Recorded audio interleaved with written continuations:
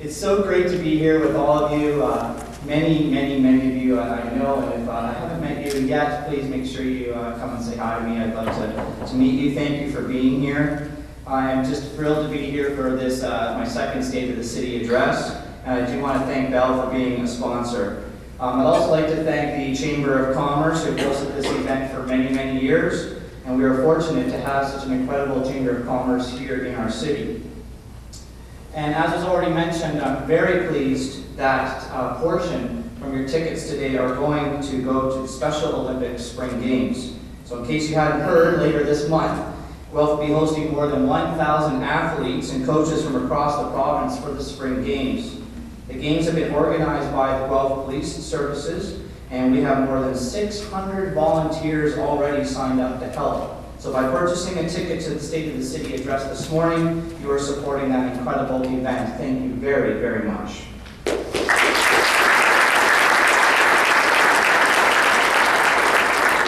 So I'd like to also take a moment to recognize a few people, some colleagues and friends and family in the audience. And so I'm hoping I'm getting everyone right here. So we have, I'll just yell all the councilors' names that I think are here. So Councillor Dan Gibson, Leanne Piper, Phil Alt, James Gordon, please stand if I call your name. Kathy Downer, June Hoffman, Mark McKinnon. Have I forgotten anybody? No, let's give them a round of applause.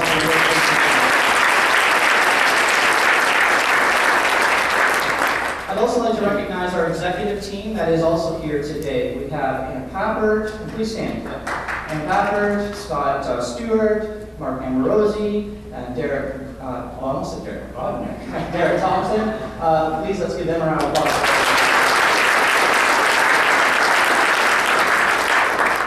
And our police chief, Jeff Reuter, is here, and from fire, we have Andy McDonald as well. If you guys could stand, thank you for all your work.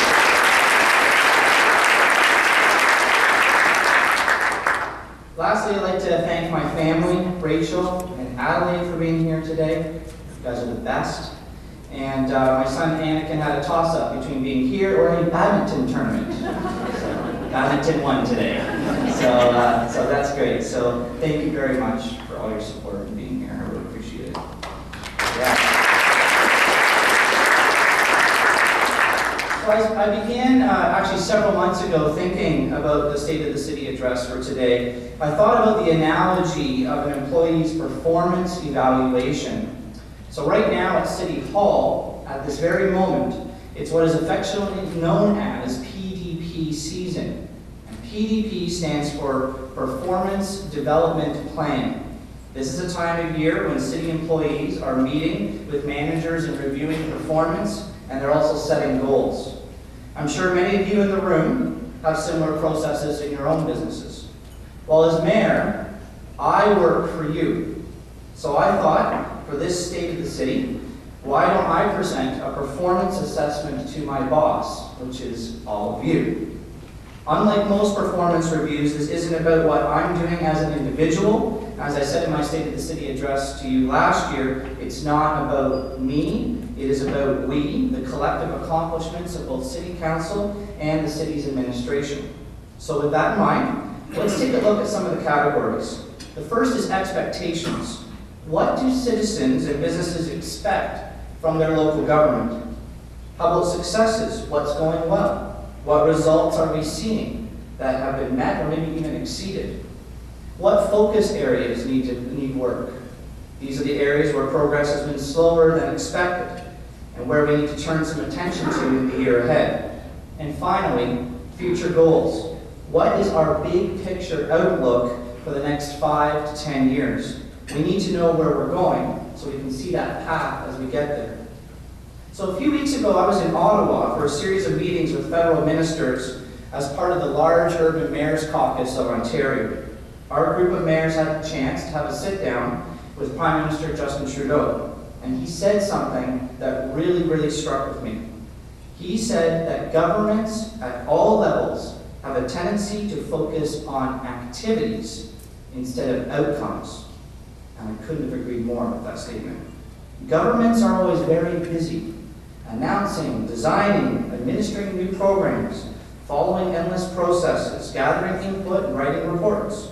We tend to talk a lot about what we're doing, but the question is, are we getting the outcomes that we want? We need to stop talking so much about what we're doing and start talking more about what we're accomplishing. So as I said, it struck a chord with me. Certainly, I know the City of Guelph can be guilty of this at times, just as most government organizations can be. But we are also making a conscious effort to shift our focus to measurable outcomes, and this is a priority for me. And that's a theme I'll be touching on as I go throughout the rest of my presentation with you this morning. So let's get at it. The first one is expectations. So every 4 years, our city holds one of the biggest citizen engagement exercises you can have. It's called a municipal election. And the 13 members that are elected to your city council came in with a wealth of feedback that they heard on the doorsteps during the campaign. In addition to the doorstep feedback, I felt it was important to shape this term of council by establishing a shared term agenda. It's a roadmap for what we wanted to accomplish this term.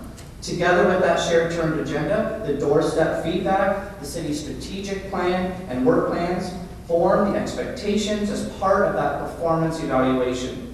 This is what we are expected to deliver on based on what we have heard from you. To no surprise to most of you in the audience today, many of you have probably heard me talk about these before. It includes respect for taxpayers. This includes value for money and efficient and effective services, transparency and accountability, supporting growth and development across the city, including the downtown, relationship building with other levels of government, and of course, infrastructure. I will return to what I said at the beginning. People's expectations are around outcomes, not activities. Citizens don't want to talk about what color to paint the cracks in the sidewalks. They just want the sidewalks fixed. Businesses aren't that interested in our plans to improve processes. They just want efficient service in getting their permits and approvals. None of the items on the list are what you would call low-hanging fruit. They're not going to happen overnight, but I am proud that this council has significantly moved the needle in the right direction on all of them. This morning I'd like to talk about where we've made progress, where we still have some work to do, and in each of these areas I'll start now. The first is with successes. So what's going well? One of the major things we can be proud of is that Guelph is leading the country in employment.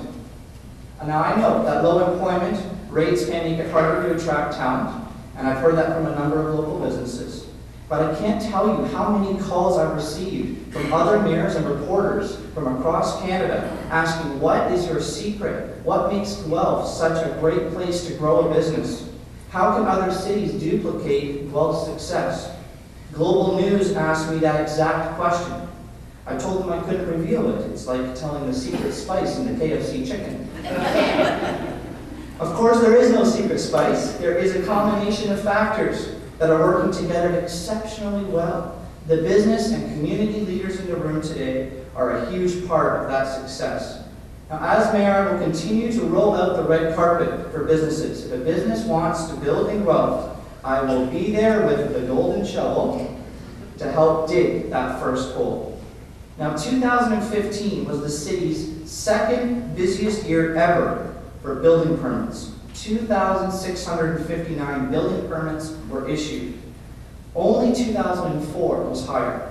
The construction value for these permits was the highest ever recorded at $500 million. The number of new residential dwellings units created was also the second highest ever recorded. Yet we're not going to rest on our laurels. We're going to keep that momentum going, and we must keep that momentum going. In addition to providing jobs in our community, strong commercial and industrial growth help relieve the burden on the individual taxpayer. And tax dollars from new and growing businesses help to pay for the city's services and capital projects like a future South End Rec Center or the new skateboard park that's about to be opened up. So let's now turn to accountability and transparency. This is something that I've heard a lot at the doorsteps, and in the year and a half since being elected as your mayor. We are moving the needle significantly on this through something called Open Guelph. Citizens are looking to have meaningful influence on city priorities and directions. This means more than simply delegating at a council meeting or when a proposal or recommendation is before us. It means helping the city solve problems or even helping to define what that problem is. It also means putting citizens in the driver's seat and allowing them to decide when and how they want to interact with the city. So we put together a little 2-minute video, and I'm going to let the video do some talking about that now.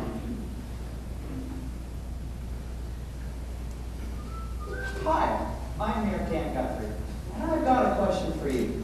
Why is it in today's world you can pretty much use your mobile device for anything, but you can't interact with the city in the same way?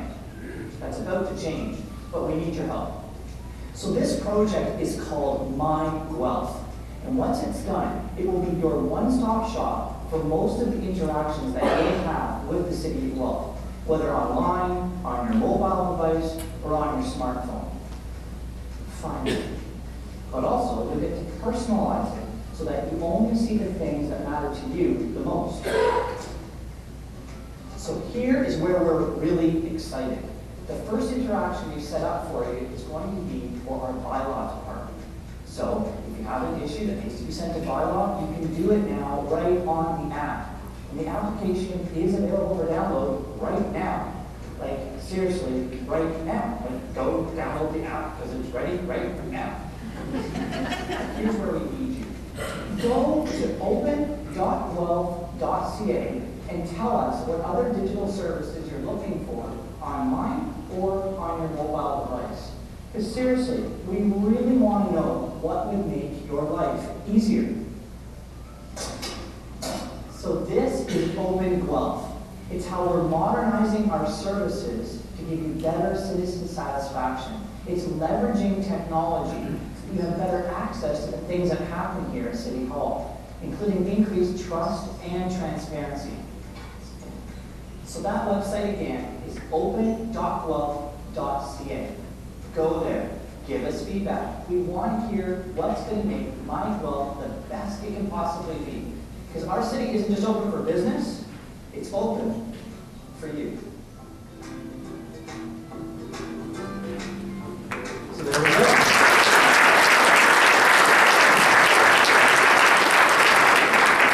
And I'd like to thank Andy Best from the City of Guelph for all the work he's doing on Open Guelph and for putting together that video.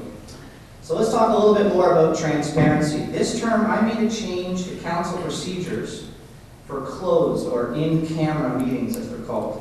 Under this new procedure, before going into a closed session, I will always announce in the open session that what we are going to be talking about in the closed session. And after the closed meeting has concluded, council comes back out into open session and I report on any directions that were made. Also, since becoming mayor, I now have the opportunity to sit as a director on Guelph Municipal Holdings Incorporated. After only one meeting, I felt changes were needed immediately. With the help of administration and the backing of council, we have made positive changes to GMHI's structure. And these changes will make GMHI more transparent and more accountable. And they will improve council's oversight and the company's operational and more specifically its financial performance. For example, quarterly reporting to council was not required before, but I have now added this as part of the shareholder declaration. There will be further improvements and further information regarding GMHI in the months to come. Now, our next major theme is growth and development. I am constantly out doing groundbreaking ceremonies, that's why the shovel gets dirtier every year, and there's lots of ribbon cuttings on all corners of the city. The growth, investment, and job creation is absolutely amazing to see. Now, I know the East End has been waiting for commercial development for a long time. And in fact, just yesterday afternoon, I had a meeting with Loblaws in my office. I can't announce a new grocery store this morning. I wish I could, but I can tell you that we continue to hold discussions with Loblaws on this issue. We are also moving ahead in 2017 with a comprehensive commercial review to identify opportunities in our city. Now, York Road may just be one of those opportunities. This way, the residents of the East End of Guelph can get the commercial development that they so sorely need. Now let's shift a little bit and talk now about development in our downtown. Since 2012, we've added more than 1,000 housing units and more than 100,000 square feet of office and commercial space. We've leveraged more than $150 million in private sector investment. The corner of Gordon and Wellington has been completely transformed to a new busy shopping center. Condominium projects are selling out. The Metalworks development is taking shape along the banks of the Speed River. Tricar 2 building is almost done. Acker's Furniture is being redeveloped as a community hub for our downtown. The Petrie building is finally getting restored, and there are new high-rise apartment opportunities on Yarmouth Street. And we are building a parkade on Wilson Street. First time since 1983 that we are upgrading the parking in our downtown.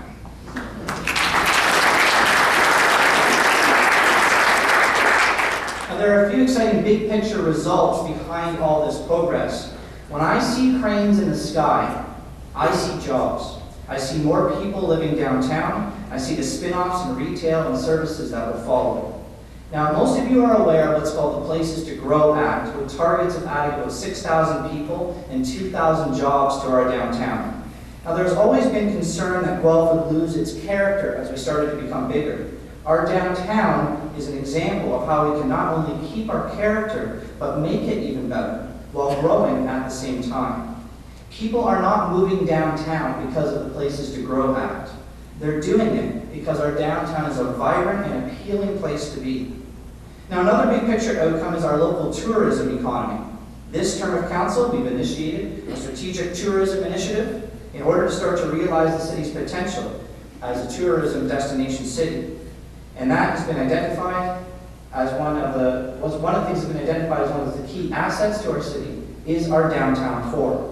If we can meet our city's tourism potential, it will open the door significantly for investments, jobs, and business growth.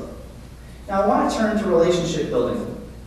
I'm proud that one of my first orders of business upon being elected mayor was to work to repair some relationships. Relationships with important stakeholders such as the Public Health Board and the County of Wellington. I have a good relationship with Warden Bridge, and it's a great asset as we work on common areas of interest such as economic development and shared services. We have taken steps to reestablish the city's membership in the County Social Services Committee so that our city has a voice at the table in the important matters of housing, childcare, and social assistance. Moving forward, we know that the answer to disagreements with the county and others is not to launch lawsuits. It's to come to the table with an already strong, positive relationship and work things out. I'm also building relationships with mayors from across Ontario and Canada through the large Urban Mayors Caucus of Ontario and the new Southwestern Ontario Mayors Group, in which I was chosen to vice chair. Our relationships with the federal and provincial governments are also going very well. I continue to build ties with MPP Liz Sandals and MP Lloyd Longfield, also through the Association of Municipalities of Ontario and the Federation of Canadian Municipalities. I have met with many ministers, provincial and federal officials, members of all parties, to keep Guelph's interests top of mind. These relationships do bring tangible results to our community. One such example is the $2.6 million in provincial funding we've just received for the reconstruction of York Road. We have heard from Queen's Park and Ottawa that more infrastructure funding opportunities are coming, and the city is ready to jump on them. Now, I'd be remiss if I talked about relationship building without talking about relationships on council. Many of you may have seen headlines about our divided council. There's no doubt that the elected members of City Council bring different ideologies and viewpoints to the table. There's no doubt that in some key areas, such as setting tax rates during budget season, that there is going to be some disagreements. There are different thoughts about the best way to accomplish goals for our city. But let's keep this in perspective. Most of the time, council is not divided. In fact, most of the time, we are unanimous. And these are just a few examples I want to highlight for you today. The updating of our community energy initiative, getting caught up on the backlog of sidewalk repairs, adding separated bike lanes to Woodlawn Road, consolidating and reviewing city reserves, directing staff to prepare better reports for council and the public on budget variances, and I could go on and on. We have also adopted every single planning application that has come before us in this last year, except for the student development that was proposed on St. Matthias Church in the Guelph. So the business of the city is getting done, and it's getting done well. As a council, I think we all know we have some work to do in coming together as a team for the good of Guelph.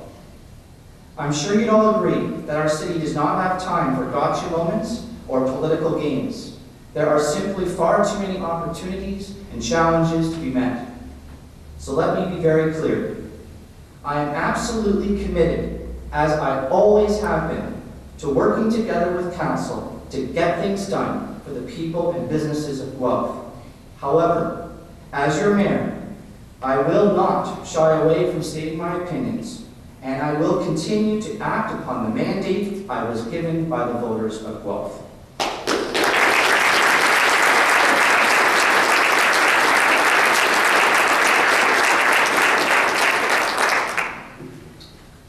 Now, I've talked about how we've moved the needle significantly so far this term, but there's no doubt there is so much more to do. As mayor, I am working hard to create a culture of learning from our mistakes. As you know, this term of council inherited the Urbicon fiasco, and I felt it was important to act quickly on the issue, so staff retained an outside third party to do three things. First, confirm the numbers and give a financial accounting of what it actually cost the taxpayers. Second, provide recommendations to prevent a similar situation from happening again. And one of those recommendations was establishing a project management office, which has already been done.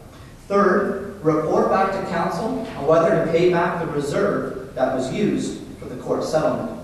These actions helped close the book on Urbicon. Now, we have already seen a positive example of the results of that work. The renovation and expansion of the Guelph Police Service Headquarters. This is the first complex capital project that is benefiting from the project management standards.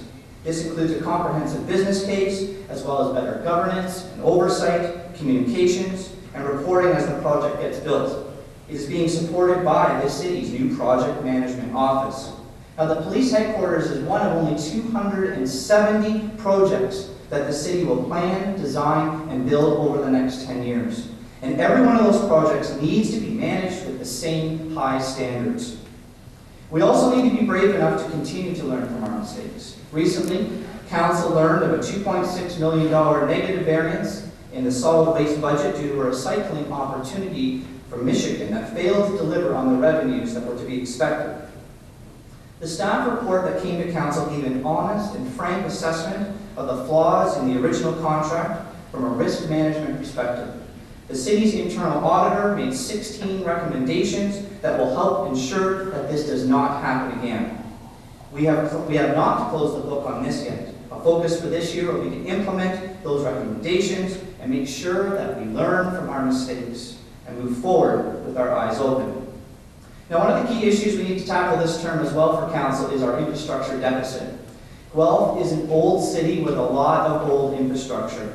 Our water, wastewater, stormwater, and transportation infrastructure is valued at over $2.1 billion. We have a $165 million backlog, plus an annual infrastructure gap of $23 million. The city administration is doing a thorough review of options for addressing this gap. And as council, we will need to decide how to proceed so that we can ensure Guelph has the infrastructure we need at a cost taxpayers can afford. Now, on the stormwater side, council has approved a change that will see stormwater being funded from user fees instead of from property taxes. Stormwater infrastructure has been underfunded for years, and this new model will help raise funds and needs for it to be sustainable. As someone who used to be an insurance broker for 16 years, I can say confidently that flooding is an issue we can no longer ignore. We need to do this to protect businesses and property, and I believe this is the right thing to do. Another area of focus this term will be the Baker Street property downtown. Now, until now, the city vision for this site has been focused on a new library, a new downtown college campus, and some residential. This vision may very well come to life, but it hasn't for several years. I knew that allowing more opportunities for the private sector to cast their vision on properties like Baker Street was vital for our downtown. So I am pleased to report that just recently Council approved a recommendation from staff that will swing that door open to the private sector this fall. The development is still 2 to 3 years out, but we do have some more work to do. And Council has some decisions to make before we can get there. But we all agree, this prime piece of downtown property should be much more than a parking lot. Another important area of focus when it comes to growth is the Integrated Operational Review, or known as the IOR. I talked about this to all of you last year. As many of you know, the IOR's aim is to improve the planning, building, and economic development process to make them easier and more seamless for the development community. A lot of positive things have come out of the IOR, 23 recommendations to be exact. It has moved the needle in the right direction in terms of making the city more efficient, more accessible, and more responsive. There is a lot of good work that we should be proud of. Now, having said that, I have heard from many in the development community that the IOR has not achieved enough results fast enough. They feel that there has been a lot of focus on activity and not enough focus on outcomes. I can tell you that I and the city have heard this message. I've had a number of conversations on this topic with our city's new Deputy CEO of Infrastructure, Development, and Enterprise, Scott Stewart. Scott recognizes the development community as a partner that he needs to move from the sidelines into the game. He wants to hear from them about what issues are actually being solved and what issues continue to cause them grief. And yes, this is a big one for me. Scott talks about what's called getting to yes. We recognize the city is a regulator, and sometimes the answer might have to be no. But let's not start there. Let's work together so we can see if we can find a way to getting to yes. In July, a status report will be brought forward to Council on the IOR, and it will begin to wrap that report up. And then we're going to transition from that to a culture of continuous improvement. In my view, this is a positive step. We need to stop focusing on checking off mission accomplished on a list of tasks and start realizing that the work of improving service and changing culture is never really done. We need to continually push ourselves, challenge the status quo, and get better with improved outcomes. I plan to report on this effort to all of you next year when I'm before you for the 2017 State of the City Address. I'm confident we will move the needle even further for better effectiveness, efficiency, and working together. Now let's talk about some future goals. Moving on now to this segment of the performance review. This is where we get to gaze into the crystal ball just a little bit, 5, 10, 15 years out. Many of you may have seen this map before. It makes the case that the Toronto to Waterloo region corridor really has the potential to be Canada's Silicon Valley. Silicon Valley has 4.3 million people and 387,000 tech workers. Our innovation corridor has 6.2 million people, but only 200,000 tech workers. What do they have that we don't? They have an efficient rail service. And I was recently with Mayor John Tory of Toronto, and I heard him talk about this. He pointed out that both ends of our corridor, we have talented people. We have the educational institutions, we have great companies, but we're trying to connect them with what he called a stagecoach and a couple of lanes of outdated highway. If we can solve the fundamental transportation issue and connect people and startups along this corridor, we will create thousands of jobs and immense economic prosperity. That's why I've been at the table with other municipalities along this corridor to advocate for all-day two-way GO train service. And the province has committed this service in successive provincial budgets. They are doing the necessary behind-the-scenes work, such as purchasing land and upgrading the track to make it a reality. In the meantime, the province has committed to adding more GO trains in the morning and evening commute. So what does Guelph bring to this innovation corridor then? And that's a great question. We're not trying to copy the other guys. We're carving out our own niche and building on Guelph's strengths. Now, our strength is in the agri-center, agri-tech, agri-innovation, clean tech. We are recognized across Canada for this and beyond. And I have visited local companies like RWDI, NSF GFTC, and LifeLearn. These businesses could go anywhere, but they choose to stay and grow in Guelph. They make an incredible contribution to the innovation and knowledge economy in this province. Looking to the future, Guelph wants to carve out another niche for itself as a leader in civic technology. Civic tech is technology that's making government more effective. As governments around the world seek to use new digital tools to engage with citizens, they need the private sector to help develop those tools. It could be data access software, voting technology, tools to support citizen feedback, or even decision making. In 2015 alone, this was a $7 billion industry in North America. We've already got excellent local companies working in various forms of civic tech, like NPAR on water treatment technologies, or Merrick, and along with Midnight Illusions on software design and civic apps. But the city can, and I think we should, be playing a bigger role in encouraging growth in this sector. Now, this summer, our Open Guelph initiative is piloting the Civic Accelerator, a program that will open the city of Guelph to companies, entrepreneurs, and startups with innovative ideas to better serve the citizens of Guelph. The Accelerator builds on the experiences of similar civic innovation projects that happen in San Francisco, Amsterdam, or even Montreal. The Civic Accelerator is a partnership between the city and Innovation Guelph, the Guelph Chamber of Commerce, the University of Guelph, and the Centre for Business and Social Enterprise, and Canada's Open Data Exchange. In fact, our partner, the U of G, just received $10,000 award from the McConnell Foundation of the Civic Accelerator for this. Guelph is already making a name for ourselves as a leader in open government. Our plan is to also make a name for ourselves in a hub for civic technology development. Now, before I conclude, I want to share one more example on the theme of focusing on outcomes rather than activities. In last year's State of the City address, I issued a challenge to all of you in the room to commit to doing something about poverty in our community. I highlighted the work of a local group that is doing some tremendously innovative things to eliminate poverty, a group called Circles Guelph Wellington. I thought I would take this opportunity 1 year later to report back to you. After last year's speech, Circles was contacted by a number of organizations that I challenged, including Guelph Hydro, the Guelph Chamber of Commerce, Intrigue Media, Sunrise Therapeutic Center, Rotary Club. They have since conducted training for Guelph Hydro and done work with many other organizations as well. Circles participants have achieved some significant outcomes in the last 2 years. Now listen to this, 31% have exited the Ontario Works or Ontario Disability Support Program system. 25% have increased their level of education.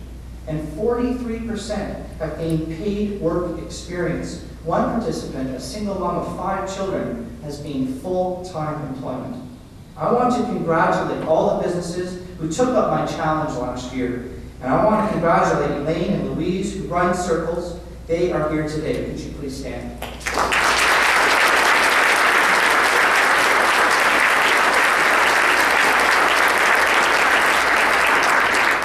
So now that you all know who they are and where they are, you go and speak to them afterwards and get yourself or your company hooked up so they can help you. Most of all, I want to congratulate the Circles participants, though, who worked so hard to change their lives. This summer, I will be hosting a symposium at City Hall to talk about poverty, and Circles will be our guest speaker. I will be inviting all of you, so please watch your inboxes. This week, as I was introduced, and it's good to see Keith Field here, I think now, I had the honor of hosting Guelph's first ever Mayors for the Day, Lexi and Amy. And they did a fantastic job, and I've invited them as my special guest today. Please stand.